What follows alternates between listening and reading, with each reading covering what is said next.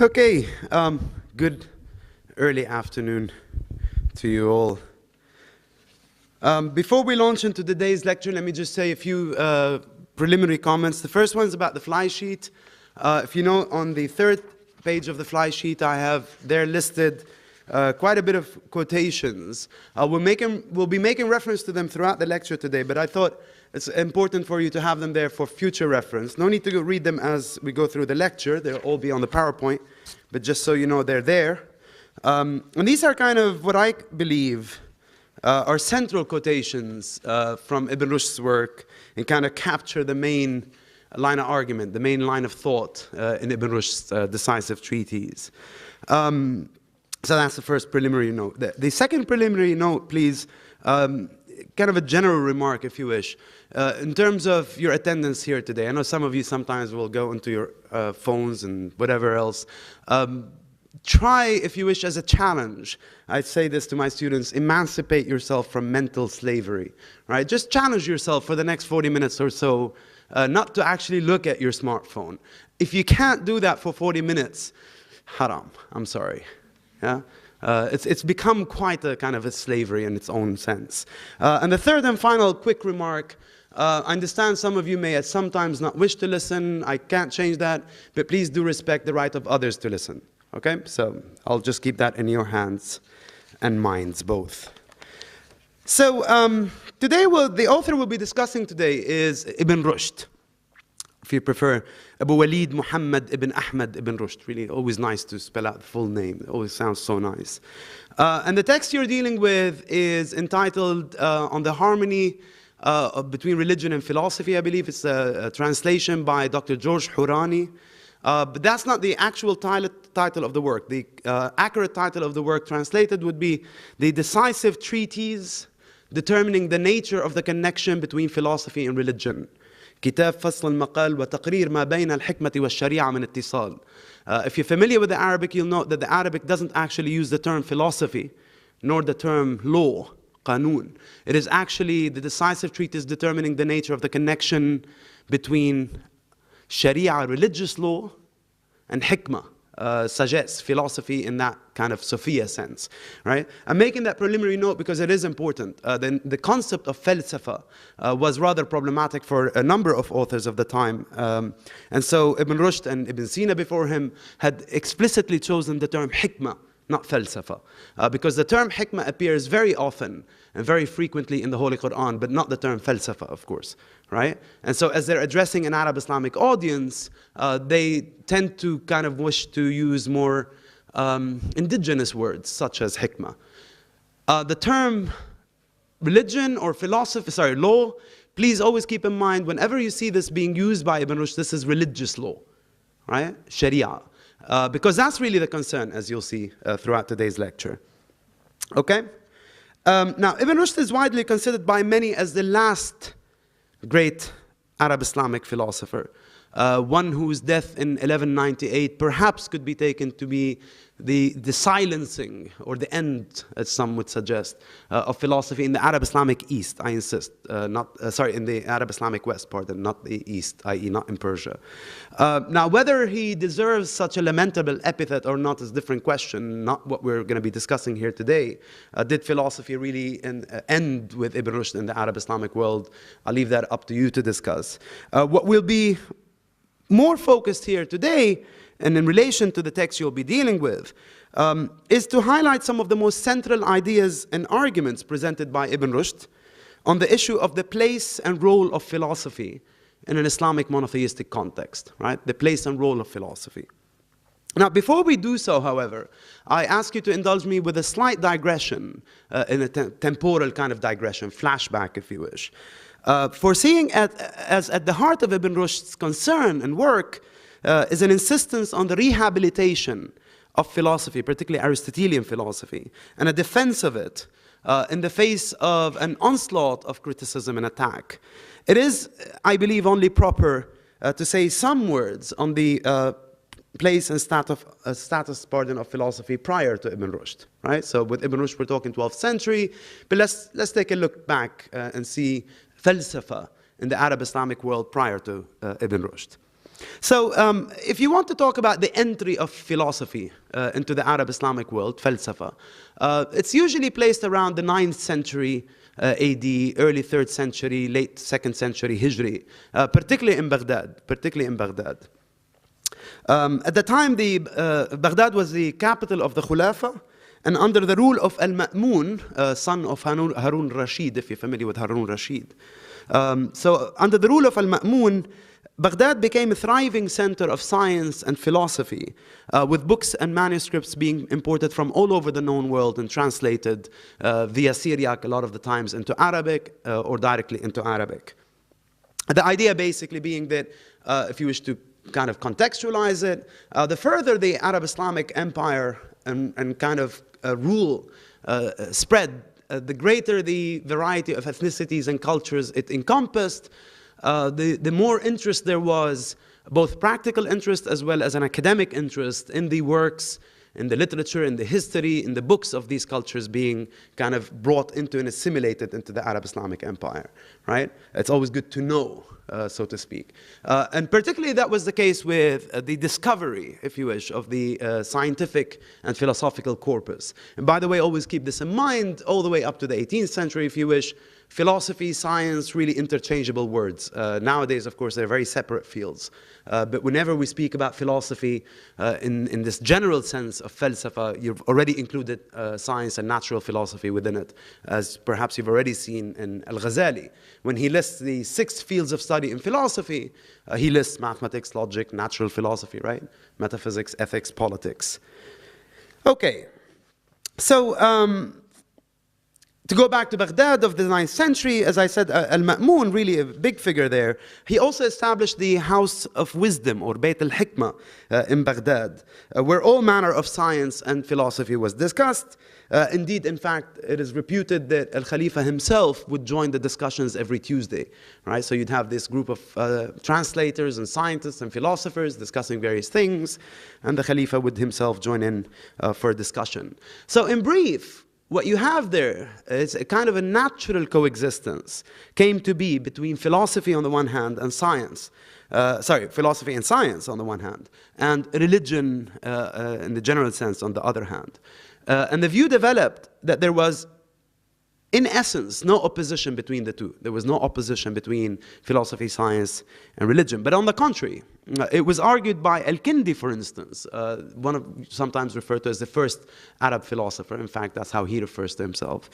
So it was argued by Al-Kindi, for instance, that reason was central to shed light on revelation. But not only philosophy as such flourished, but all forms of scientific investigation, from astronomy to mathematics and medicine and even optics. And here you have some manuscripts just to kind of capture illuminations from the period and a bit after the period. So up here you have marine biology, right? A manuscript illustration. You have here all manner of guys studying mathematics and different forms of algebra and geometry and engineering and astronomy. And astronomy and astrology were very closely related at the time. Now, in that context, and perhaps naturally, I don't know, the traditionalists, i.e. al-ulama, usually, right, the theologians, as Al-Ghazali, at least the translation you read, particularly the Hanbalites and the Malikites, were opposed to this coexistence of philosophy and religion, science and religion, and persistently argued against the philosophical approach, the philosophical method, represented mostly by the Mu'tazila, by the way, and accusing them and charging them of heresy and unbelief. And this is clearly set out by Al-Ghazali, for instance. And so, in a sense, the scene was set for a showdown between these two parties, vying for influence and authority. However, the royal patronage for the pursuit of philosophical science and scientific knowledge continued for a while, and the philosophers held their ground. But in the 10th century, late in the 10th century, the tide started changing with Abu Hassan al-Ash'ari coming on the scene. Abu Hassan al-Ash'ari is Al-Ghazali's teacher, if you wish, and Abu Hassan al-Ash'ari was himself a Mu'tazila who turned against the Mu'tazilites. So his position and his argument gained ground, if you wish, a very strong ground. And he led the charge against the philosophers, favoring the application of theological methods of discussion, argumentation, and proof in Islamic dogma. And his school, the Ash'aris, soon gained ground And the Ash'arites, led by Al-Ghazali in the 11th century, could be said to be the ones who dealt the final blow to philosophy in the Eastern Arab Islamic world, around the Baghdad area, right? And in some sense, after Al-Ghazali, you can name quite a number of Islamic philosophers, but whoever you name generally will be related or associated with Al-Andalus, not Baghdad. So for instance, after Al-Ghazali, we speak about Ibn Baja, Ibn Tufayl, Ibn Rushd, Ibn Khaldun, all coming up from the Spanish, North African kind of part of the world, as you'll see. So in that part of the world, in the Western, if you wish to call it that, Arab Islamic part of the world, i.e. North Africa and Spain, a different story was unfolding. As of the 10th century AD, this part of the Islamic world witnessed an increased interest in the sciences and in philosophy.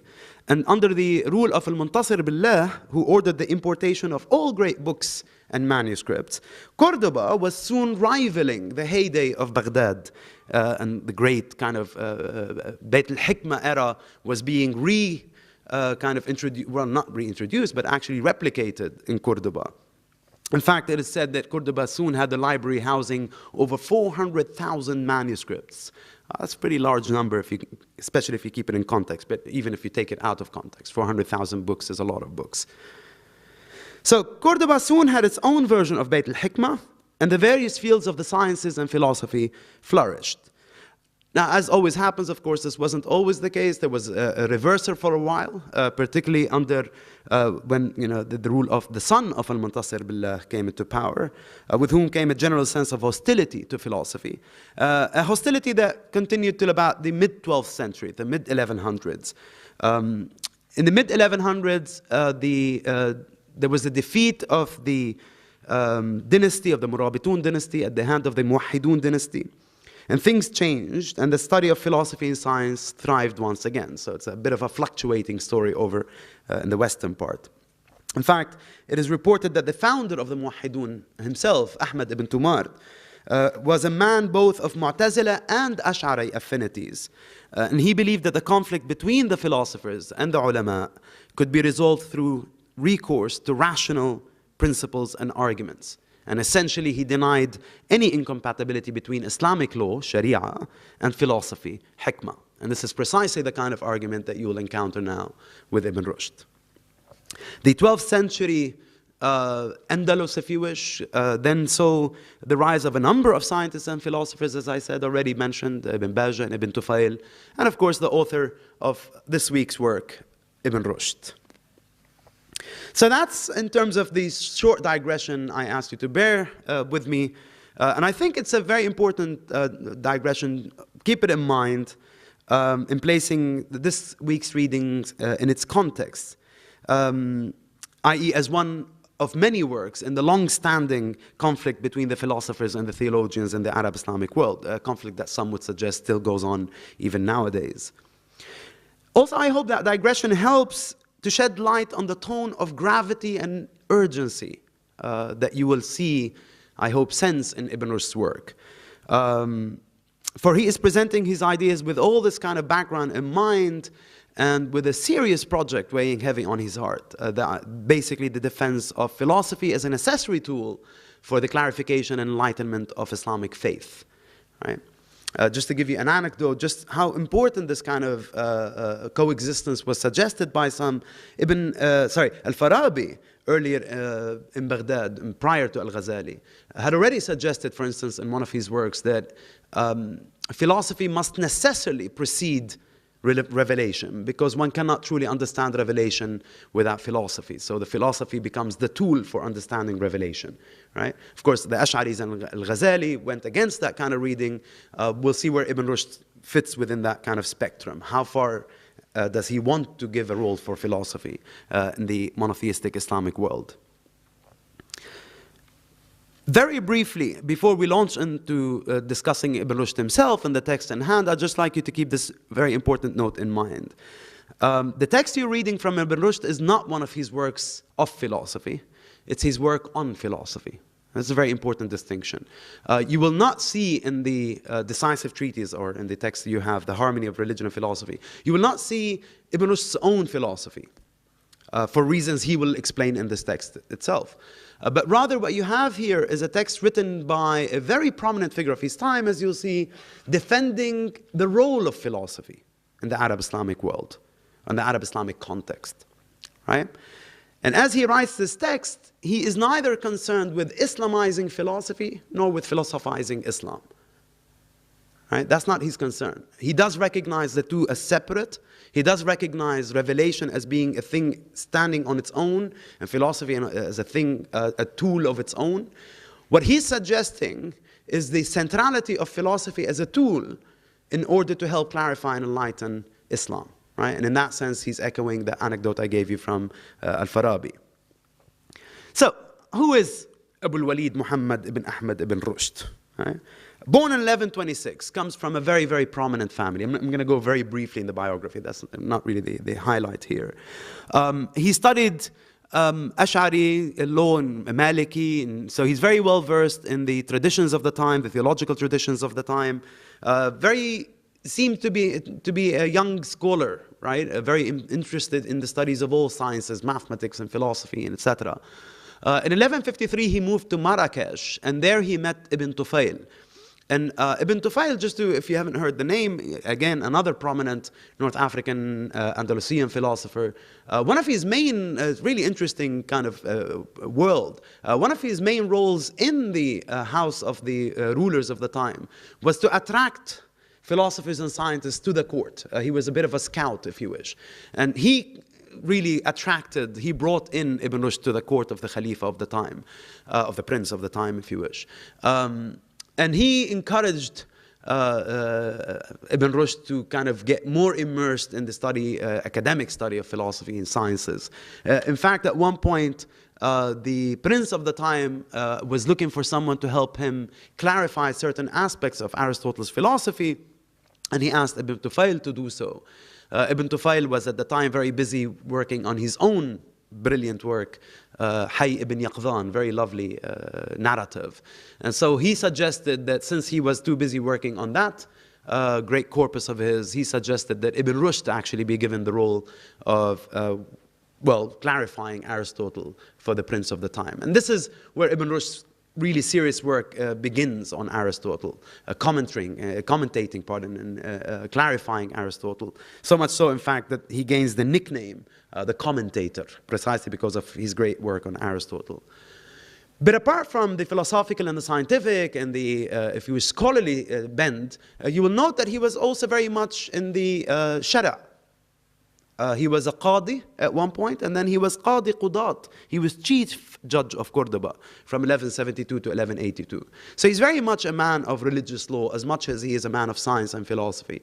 And in that sense, one could say his very presence, his very being, if you wish, exemplifies this argument that science and philosophy can coexist, and more than do coexist. As you notice, he was also a doctor. He was actually appointed court physician as of 1182. For whatever reason, there's many, many stories. In 1195, he fell from grace with the court and was exiled, or maybe chose exile. And he died in exile, actually. He died in Marrakesh. And he was buried there. Though 3 months after his death, his body was moved back and buried and given proper kind of respect in Cordoba. Whatever the reason, there's different stories, as I said, why he fell from grace with the patronage.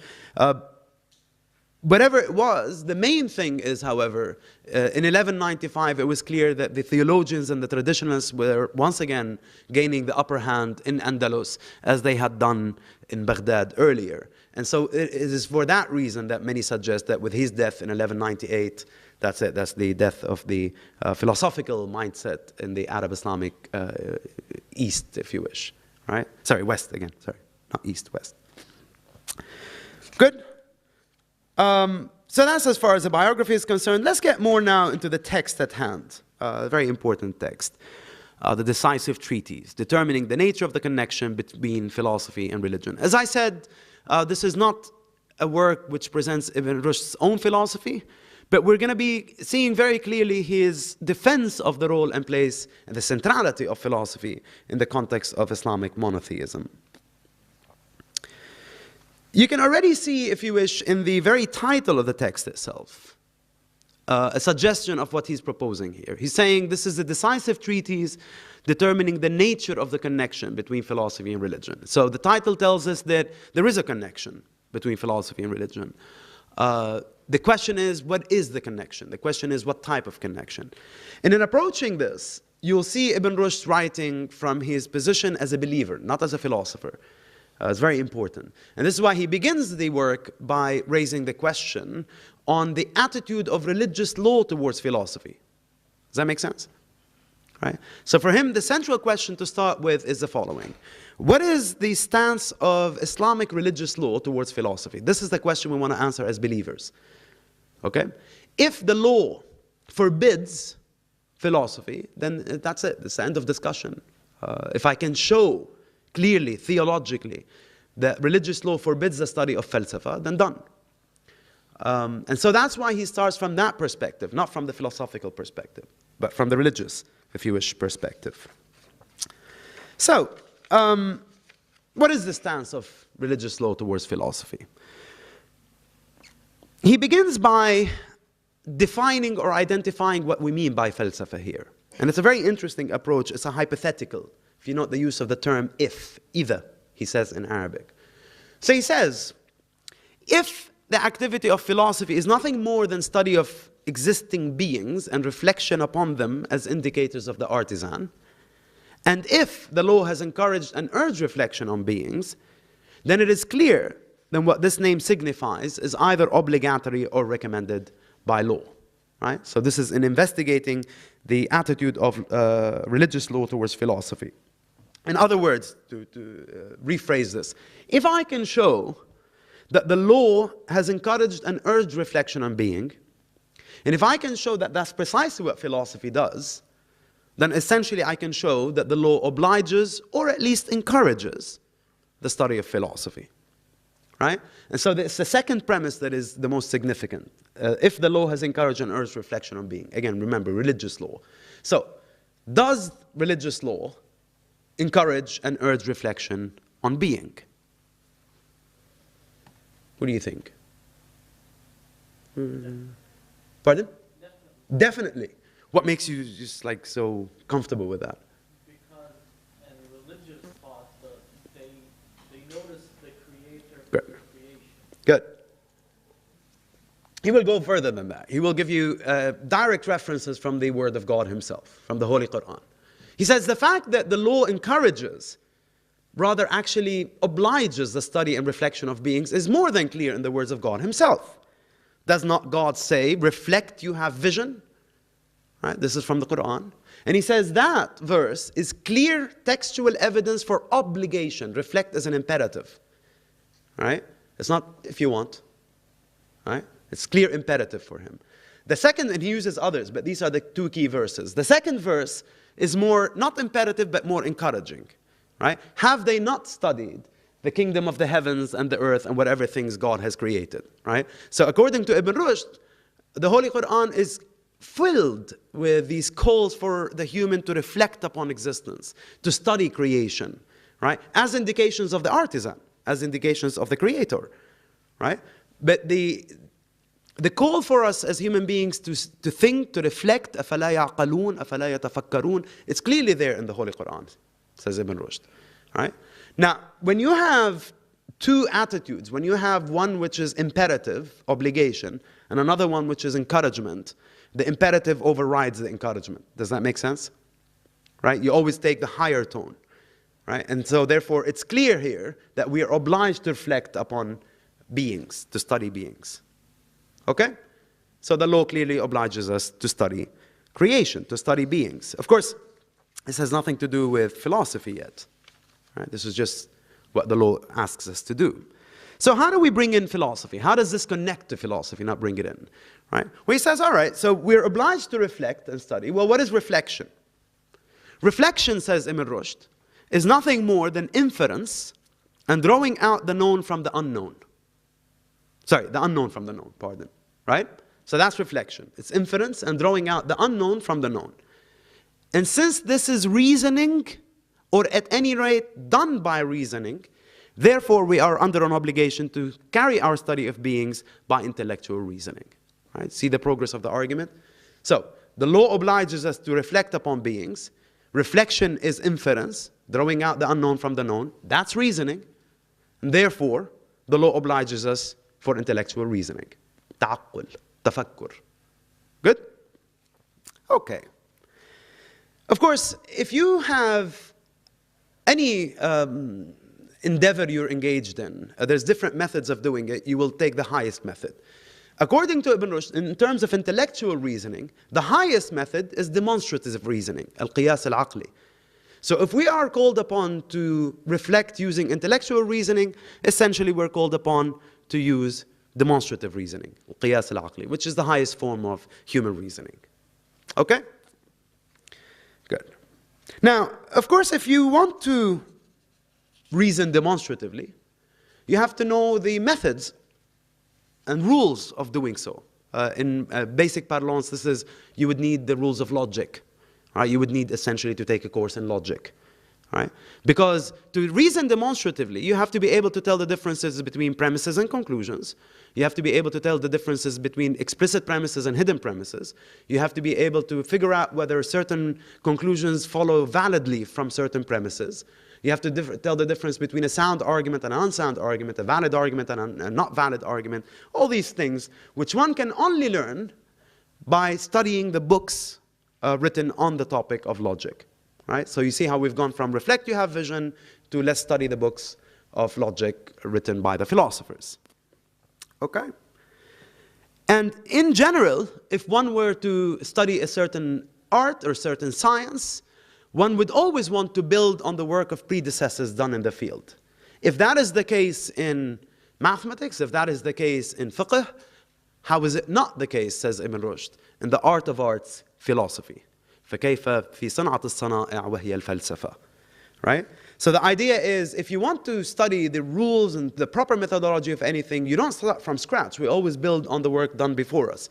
Well, work has been done before us. Work done by, precisely, al-falasifa, both in the Arab Islamic world, but even before that, of course, in the Greek world.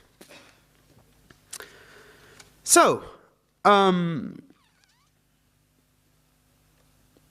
now, it may be argued by some, and it was argued, in fact, by some, that how are you saying that the law which obliges us to reflect and study beings is essentially obliging us to study the books of the Greek philosophers, when obviously the Greek philosophers are not monotheists, and they're certainly not Muslim monotheists. So in other words, how can you, Ya Ibn Rushd, be suggesting that we have an obligation to study the works of polytheists in order to study God's creation? That doesn't make sense.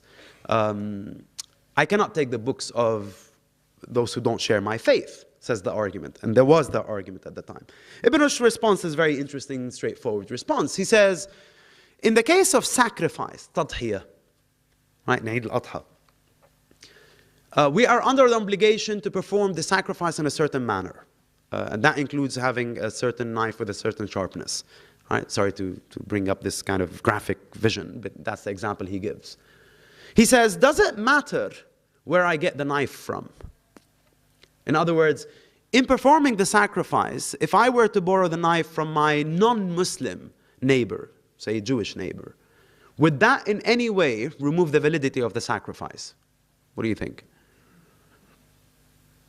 No, is the right answer, yes. Of course not, because the validity of the sacrifice does not depend on where I got the knife, it depends on how I use the knife. Right? It's the utility, or rather utilizing the knife. Likewise, he says, the tools of demonstrative reasoning, it doesn't matter where I get them from. What matters is that once I apply them within the rules of Islamic validity and Arabic language. That's what counts. Right? So don't throw this argument against, oh, you're getting this from the Greeks. It doesn't matter if I'm getting it from the Greeks or whoever else. What matters is how am I going to employ these tools in my demonstrative reasoning. So long as I'm fulfilling the rules of Islamic validity, and so long as I'm fulfilling the rules of the Arabic language and its validity, then it really doesn't matter where I get the tools from. Okay?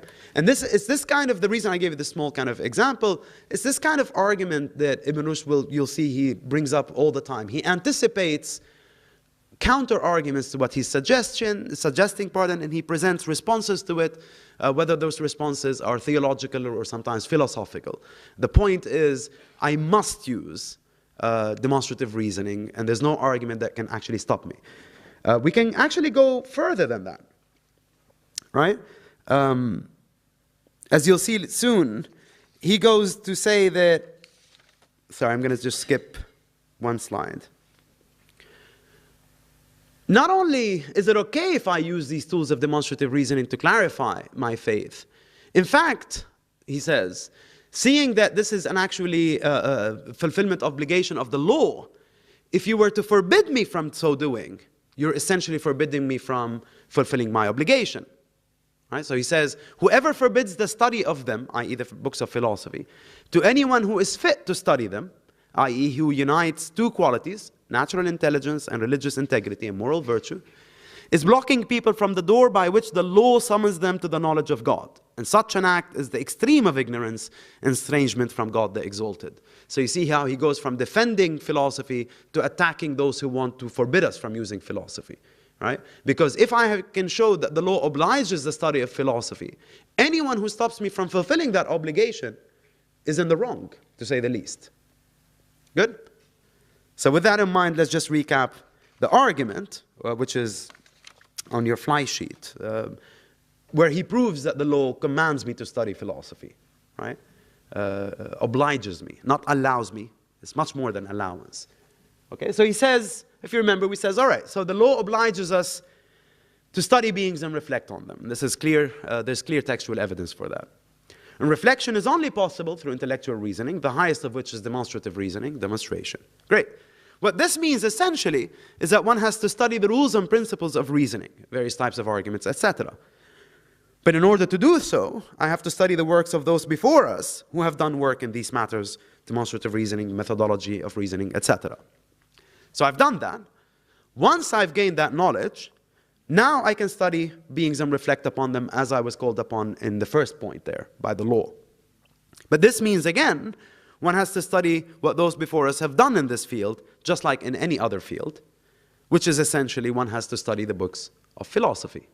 Therefore, the law obliges us to study philosophy. Obliges, right? The Arabic he actually uses is مأمور به على جهة الوجوب. It's not just allowed, right? But it obliges. It's a bit scary if you think about you guys, if you want to fulfill your faith, being obliged to study philosophy. Of course, that's not what he's saying, as you'll see. It's not everyone. Because if you go back to this, he clearly says, to anyone who is fit to study them. So he's qualifying his statement, right? And he qualifies it by two basic references. Natural intelligence, in Arabic that's ذكاء الفطرة, so it's natural بالفطرة. And religious integrity and moral virtue. You could argue that the second one is something one could gain, right? Nurture. But the first one is nature, okay? So anyone who has these two qualities is obliged to study philosophy, must study philosophy, and you cannot forbid them from so doing. Which is, of course, a big lotchi to Al-Ghazali. Right? Now, having said that, of course, Ibn Rushd does recognize the possibility of committing error in the study of philosophy. So nowhere is he saying that in studying philosophy one could never commit an error. That's not what he's saying. However, he does distinguish the nature of error here. And in some sense, he believes that's what Al-Ghazali overlooks, and people like Al-Ghazali. By the way, we keep saying Al-Ghazali because Ibn Rushd is kind of obsessed with responding to Al-Ghazali. He's actually the only one he names in his text, Abu Hamid. Yeah? And Abu Hamid, that's of course Al-Ghazali. So, Al-Ghazali had told us about the errors of the philosophers, if you remember, right? 3 counts of unbelief. Of course, in another of his work, The Incoherence of the Philosophers, he lists 20 errors. The ones he lists in the deliverance from error are the basic 3 of the most dangerous, the basic 3 of unbelief. So Ibn Rushd is not saying that the philosophers cannot commit error. However, what he feels must be distinguished, which he feels Al-Ghazali does not distinguish, is the errors of philosophers versus the errors of philosophy. Right? Philosophy in itself does not lead to error. But that sounds like what Al-Ghazali is saying. Okay? He says you have to understand philosophically, when we speak about qualities, there's 2 types of qualities. Essential and accidental qualities. Are you familiar with the distinction? You've done your Aristotle, right? This is right out of Aristotle. Let me give an example, or rather ask a question. The color of the seats you're sitting on, would you say that's an accidental quality of the seats or an essential quality of the seats? Pardon? Accidental. What makes you say accidental? What doesn't matter in the sense if it had a different color, it'd still be a seat. Right, good. So when we speak about an essential quality, we mean it is a part of the essence of the thing. When you speak about an accidental quality, you mean no, it's not part of the thing. It's accidentally attached to it. So in the case of color, color attaches as an accidental quality. In other words, you can have the same seat with a different color. It will still be a seat. It's fine. Right? But you cannot have a seat you can't sit on. That's a bit weird. Right? So, look at the issue of error in philosophy, says Ibn Rushd. Error in philosophy is, in some sense, it's an accidental quality, not an essential quality. In other words, it is not of the essence of philosophy that it leads into error, but it is possible for someone to commit error when studying philosophy, of course. Right? But the cause for that lies not in philosophy, but in the student of philosophy. Right? The example he gives is a brilliant example, I think. He gives the example or the distinction between poison and water. If I were drinking water and I choked and died, would you then want to conclude that water is fatal? Of course not. Water is not fatal. It's not an essential quality of water that it kills. But yes, of course, you could. Whereas if I drink poison and die, would you be surprised? Right? Probably not. Because that's precisely the essence of poison, that it does that. Okay? So he's using a similar analogy with philosophy. If I'm studying philosophy, I could commit an error.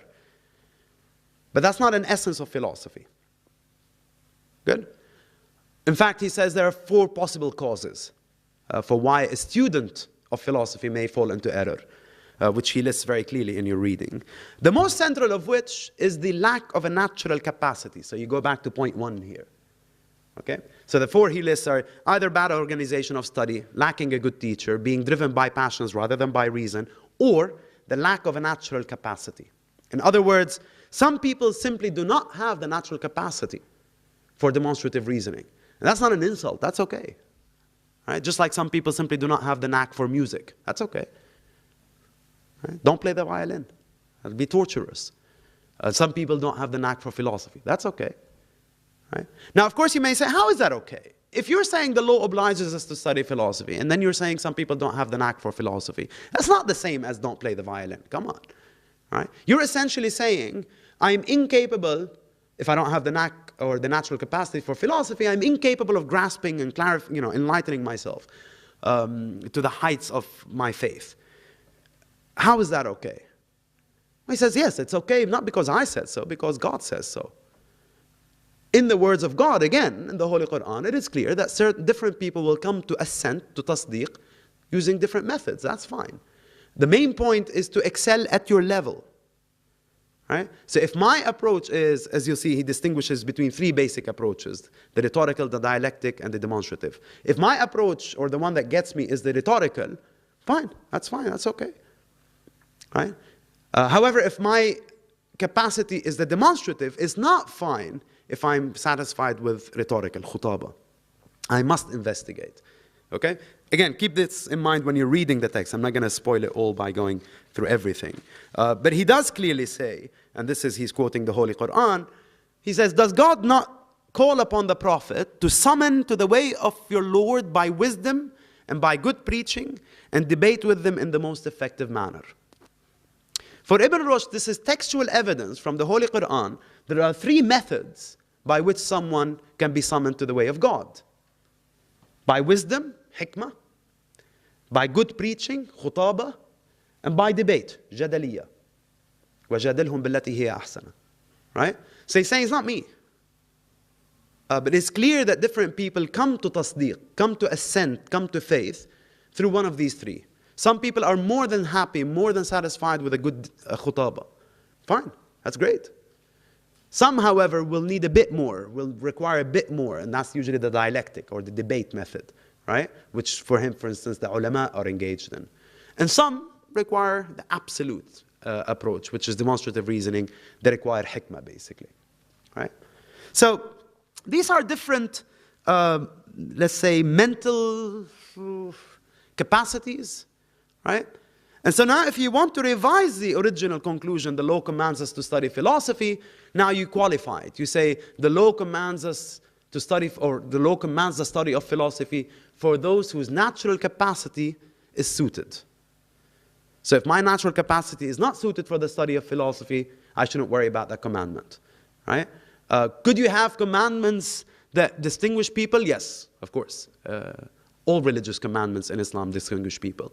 The idea being you're commanded to perform pilgrimage if you can. You're commanded to fast if you can. You're commanded to study philosophy if you can. Right? For Ibn Rushd, this is no different than any of the other commandments, than any other obligations. All our obligations in Islamic context are if you can, if you're capable. Good? So the idea is if you're capable, you must pursue this. If you're not capable, you must not pursue this. It's the same thing. Good? Is that clear? Silence, I hope, is a good thing. Okay.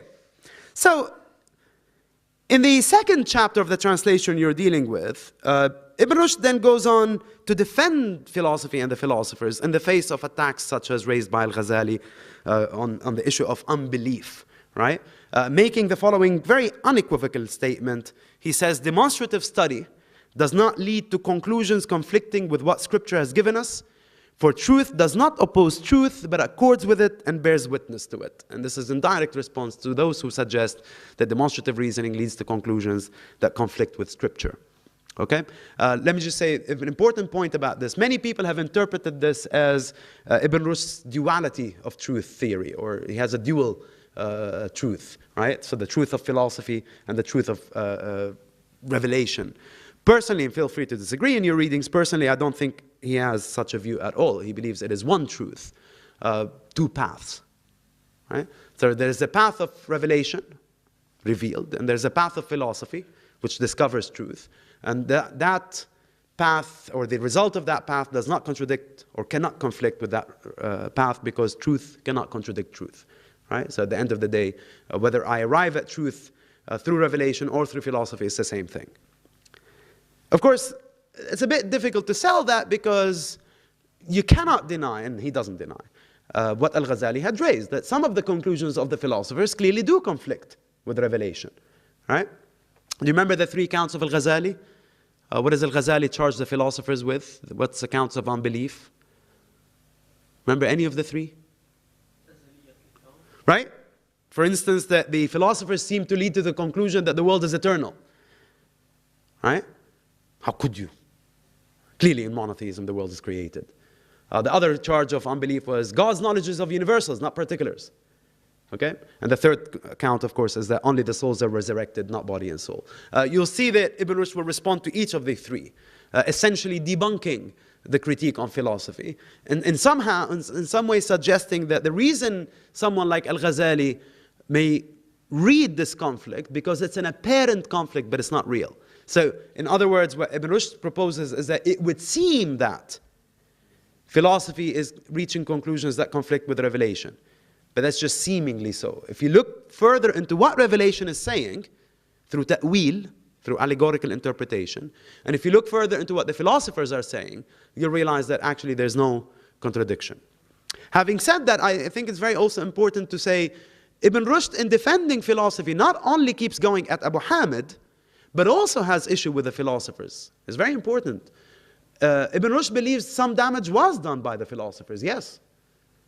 It's not always just, the Ash'aris and the Mutakallimun. No, he believes that the philosophers themselves were going into kind of conclusions they shouldn't go into. Or at least making certain debates public that they shouldn't make public, because these are theoretical debates. They're not open to public reading. And at the same time, of course, he has an issue with what Al-Ghazali is doing, right? So it's important, do keep in mind that in defending philosophy, his issue is not only with the Mutakallimun. He has an issue also with some of the conclusions of Al-Farabi, some of the conclusions of Ibn Sina. Most importantly, he has an issue with them putting them out there for kind of the general the public debate, if you wish. So, I'm going to skip that. For Ibn Rushd, because of these three mental capacities we mentioned earlier, demonstrative reasoning, dialectical, and rhetorical, for him, anyone of the interpretive class who discloses an interpretation to him, i.e. to him who cannot grasp the interpretation, is summoning him to unbelief, and he who summons to unbelief is an unbeliever. In other words, those who are capable of demonstrative reasoning are obliged to the study of beings and obliged to the study of things interpretively, demonstratively. However, they should not put these things publicly, because what is allegorical interpretation? Actually, listen, let me just go quickly. Allegorical interpretation, ta'wil, is an extension of the significance of an expression from real to metaphorical significance without forsaking therein the standard metaphorical practice of Arabic. In other words, Scripture has symbolic language, metaphorical language, right? One needs to interpret it properly. In interpretation, what usually happens is you go to the inner meaning by giving up the outer meaning, right? So you reject the literal reading to go into the hidden meaning. Now, if I don't have the capacity to grasp the inner meaning, what have you done if you share this kind of knowledge with me, right? You've asked me to stop believing in the literal level, good, done. And you've asked me to grasp the demonstrative level, but I can't. So what have you left me with? Nothing, right? This is why for Ibn Rushd it's very, very important not to have these debates publicly, because the public may not be able to grasp what we're saying. Now at this stage, of course, you can say, wasn't this exactly what you're doing in this text? Opening these issues for public debate? Of course, Ibn Rushd knew we were going to say something like that. And he says, not at all. If it were not for the publicity given to the matter and to these questions which we have discussed, we should not have permitted ourselves to write a word on the subject, and we should not have had to make excuses for doing so to the interpretive scholars. And this is why at the beginning of today's lecture I said this is not a work that presents to you anything of Ibn Rushd's own philosophy. He will not do that, right? He is simply addressing matters which are already public. He's addressing matters which are already out there between Al-Ghazali and the philosophers and the Ash'aris and the philosophers. And بِكَفْرُ بَعْضٌ, no, you're the kafir, no, you're the kafir, right? And he's trying to alleviate this kind of tension because essentially, and this is what I'll close off with, this is really what's mostly getting to him. Not the debates. Debates is fine, especially on theoretical matters, الأمور النظرية, right? We can debate from now till eternity whether it's body and soul or just body that's resurrected. No one really knows. It doesn't matter. This is theoretical discussion, he says. What matters is that we all believe in Judgment Day. That's not a theoretical matter. That's one of the main tenets of Islamic faith. However, what kind of judgment? I don't know. When we get there, we'll discuss it. Good? But this is really the issue. And this is his closing tone, and I'll close with this.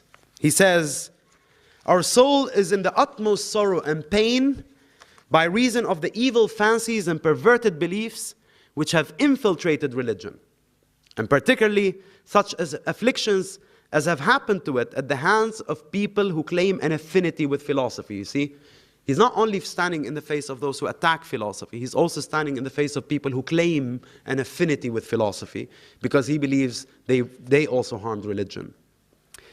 Injuries from people related to philosophy are the severest to religion. Right? It, i.e. religion, has also been hurt by a host of ignorant friends who claim an affinity with it, with religion. These are the sects which exist within it. And this is the concluding paragraphs of Ibn Rushd's treatise. In other words, essentially, his main concern is not whether he convinces you with the arguments of the philosophers or not. It's not whether you believe that the world is eternal or not. As you'll see in the text, that's really not his concern.